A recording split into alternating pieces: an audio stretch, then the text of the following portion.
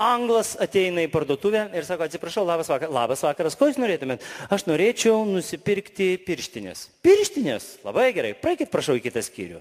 Į kitą. Ačiū. Labas vakaras, ko jūs norėtumėt? Aš norėčiau nusipirkti pirštinės. Pirštinės, puiku. Sakykit, prašau, o kokias pirštinės, vyriškas ar moteriškas? Nu, vyriškas, praeikit prašau į kitą skyrių. Kita. Labas vakaras. Ko jūs norėtumėt? Aš norėčiau pirštinių. Kokių pirštinių? Vyriškų. Vyriškų. Puiku. Sakykit, prašau, o jūs norėtumėt pirštuotų ar kumštinių? Nu, aš norėčiau gal pirštuotų. Praeikit, prašau, į kitą skyrių. Ačiū. Labas vakaras. Ko jūs norėtumėt? Norėčiau pirštinių. Vyriškų. Pirštuotų.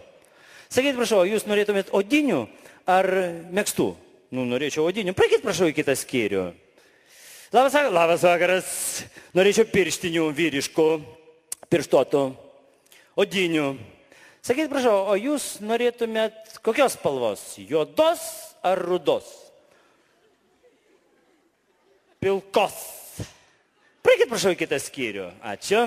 Labas vakaras, ko jūs norėčiau pirštinių, vyriškų, odinių, pirštuotų, pilkų. O kodėl jums pilkų reikia? Nu, mano paltas pilkas. Tai kad jūs su žaliu dabar. Čia ne tas paltas. Tai klausykit, atneškit savo pilką paltą ir mes prie jo pritaikysim jums pirštinės. Jo? Na gerai. Ir išeina iš parduotuvės, mato ūkinių prekių skyrius, stovi vyras, reikia. Va bakelis, va unitazas, subinė aš jums vakarą, duokit man tualetinį popierį!